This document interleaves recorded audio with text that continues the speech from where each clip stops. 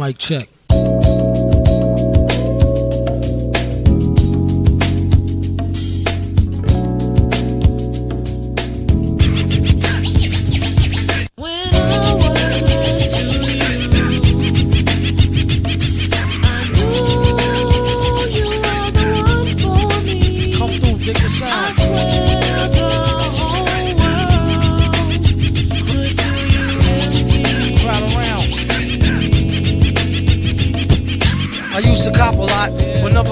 Drop, hold mics like ponytails tight and bobble ops. Stop, stick around, come through and dig the sound of the fly brown 6060 cycle. Who throws hits around, bound to go through. Welcome back. Thank you for tuning back in to Wind Down with Kev, Season 6, The Journey. These episodes are going to talk a lot about my backstory, how I got here. So today, I'm going to go back to being a young man in my 30s, things I was doing at that time. But if I was to give you one thought to capture your attention, why you want to pay attention today, is that 10,000 hours is the magic number of greatness. Again, 10,000 hours is the magic number of greatness. For you readers out there, that comes from Malcolm Gladwell's book, Outliers. So if you want to be great at anything, you got to put in your 10,000 hours. Let me talk a little bit about being a young dad. I think I'm about 30 years old, maybe 31 at the time. I ended the last episode talking about my son, Kevin Jr.'s journey with basketball. And when we started this journey, he was bad, like really bad, like embarrassingly bad for a dad, because if the first time he rolls the ball out at age 8 and he's not playing well, moms and dads, that means you didn't play catch enough with him growing up, because a coach can't fix everything. But we survived the first season. That first season was with the Waukegan Park District. And then we went back to work, and we worked a little bit harder from age 8 to age 9. And we practiced and we practiced. We had older kids in the neighborhood that was helping him. And we saw considerable improvement. We go back at age 9. He went from someone that couldn't score 2 to 4 points a game to 6 to 8, maybe 10 points a game. And let me tell you, we celebrated. Every time he got a couple of buckets, we definitely was going to breakfast and hitting the diner and having some fun with money that we did not have. Moving forward, 10,000 is the magic number of greatness. Fortunately, he fell in love with the game. He wanted to do the work. He wanted to play all day, every day when he wasn't in school. Self-motivated, driven, definitely an outlier from an early age. Once he had the round ball in his hand, he knew what it took. He was fully committed. I did not have to be a helicopter dad. Is that a thing? I don't know. But I never had to make him do anything. He just wanted to be better. Fast forward, he's playing. He's 10 years old now, and he gets discovered by a local training program called Rising Star. Joined the program, and they did what dad couldn't do. And moms and dads, pay attention. When you've done all you can do, you got to back up. You got to let someone else coach and take your kid to the next level. Same thing in business. If you've done all that you can do, you get stuck, you need help. The Rising Star program helped, taught them the fundamentals. The only goal of this program was to teach the kids the fundamentals so that one day they might be good enough to play a little JV or varsity basketball. And for the record, that was a lot more basketball than this Kev, was good enough to play during my time in school. So I loved it. They taught him. He got his reps. He got his shots up. He learned how to get his handle down, how to pass the ball the right way. It was all good, and he was getting better. Now, the highlight, I got to tell you, the most exciting thing that we ever did real early with Rising Star, we took a trip downstate Illinois, played in a big event called Prairie State.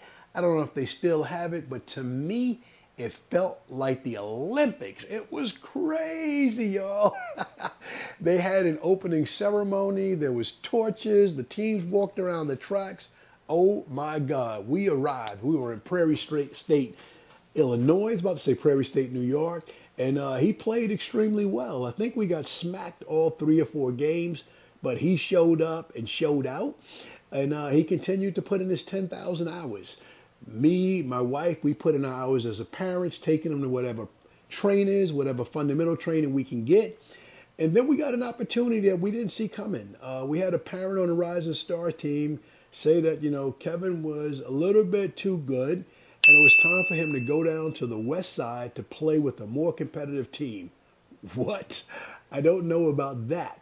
Didn't know where he was at, didn't know how he stacked up with kids in the city, but we took him down, Foss Park, Illinois Heat, T-Head. What up, T-Head?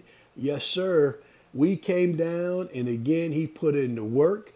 And what the Rising Star taught him on the fundamental side, T-Head, Coach Terry Head and the Illinois Heat, they taught him on the defensive side of the ball.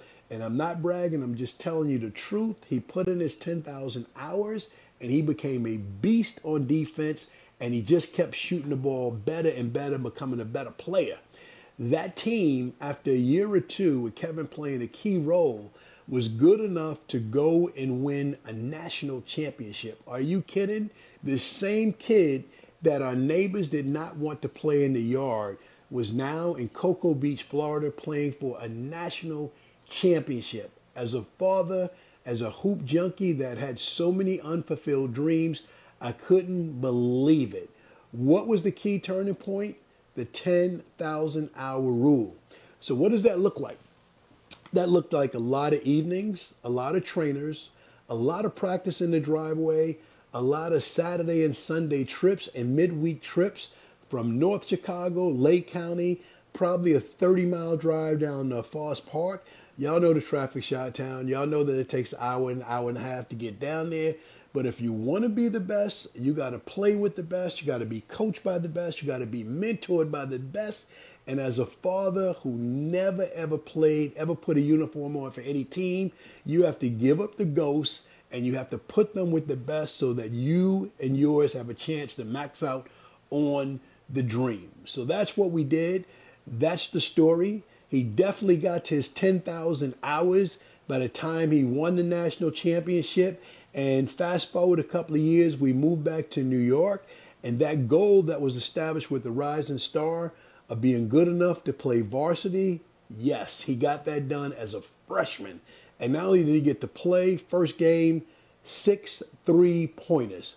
What's the key point? 10,000 hours is the magic number for great success. It comes from Malcolm Gladwell's book, Outliers. Readers out there, check it out. And here's a funny story to fast forward to the present. I was watching a reel or a video, Usain Bolt, the Jamaican track star. He talked about training 4 years to run 10 seconds, training 4 years to run 10 seconds. And then he laughed and he said, y'all out here giving up because after a week or two or a month or two, it doesn't go your way. No, no, no, good people. 10,000 hours is the magic number for success. So if you want to be that, you want to be all that, you must be an outlier. You must do it over and over again. And I know many other students, athletes, business people that can definitely tell the same story of putting in the 10,000 hours because that's the key to greatness. So if you want to be great, you want your son, your daughter to be great, or if you want to excel in business, put in your 10,000 hours. Stop quitting after the first week. Stop talking about you've been here for a month and a half and they haven't given you a promotion. Stop all that. Just put in your hours. Get better at your craft. Step your game up. More reps, more practice, more failure. Fail your way forward to success. And remember, 10,000 hours.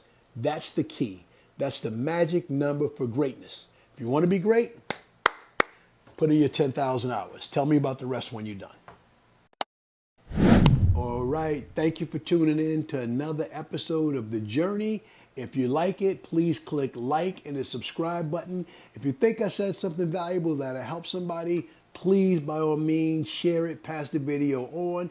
And most importantly, I'd love to see your comments. I'd love to hear what you think. We are just getting started with The Journey.